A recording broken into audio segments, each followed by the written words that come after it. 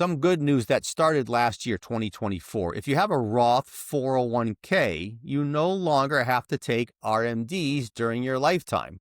This is huge. Before 2024, you'd have to either take taxable distributions or roll your Roth 401k into a Roth IRA to avoid those required minimum distributions. Now, your Roth IRA can just sit there growing tax-free for as long as you live.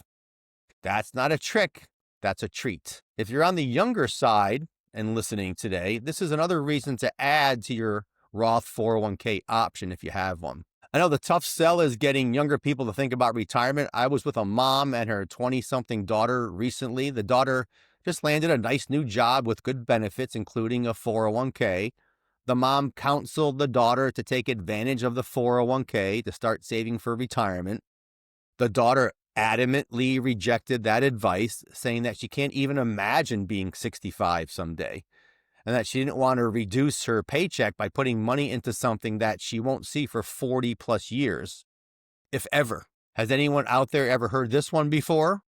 Obviously, putting even a small amount into your 401k when you're young makes great sense on paper. You have what Albert Einstein called the eighth wonder of the world. You have time and compound interest on your side. Oh, to be young again. This reminded me of that famous quote, "Youth is wasted on the young."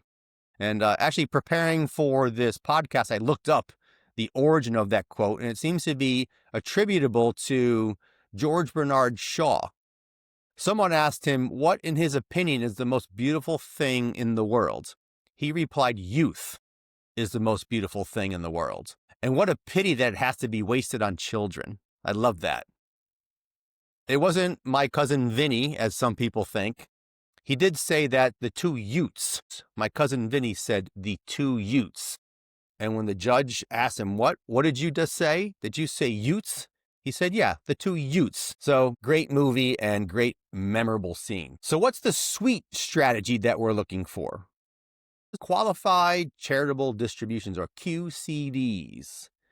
If you're 70 and a half or older, and notice that's younger than the RMD age of 73.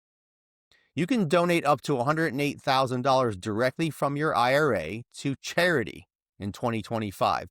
That's up from $100,000 last year because it's now indexed for inflation. Here's why this is brilliant. The money goes directly from your IRA to the charity. It never touches your hands. It doesn't count as income. It satisfies your RMD. And you don't have to itemize deductions to benefit from it. Let me give you a real world example. I have a client, let's call him George, who has an RMD of around $50,000 this year. He and his wife typically donate about $15,000 to their church and a few other charities annually.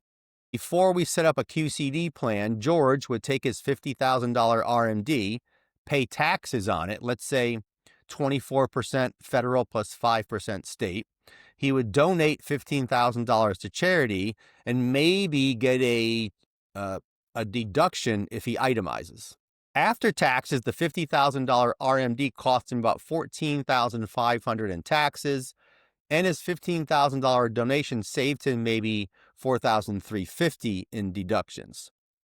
Now with a QCD, he does a $15,000 QCD directly to the charities. That counts towards his RMD, so he only takes $35,000 as a taxable distribution. His tax bill drops by about $5,800.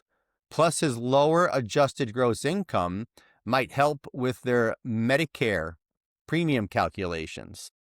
The math is even better now because of the new tax law changes, the one big beautiful bill, or the OBBB as some people call it, that was passed this year, limits itemized charitable deductions to amounts that exceed 0.5% of your income. So if you make $160,000, only donations above $800 are deductible. QCDs sidestep all of that.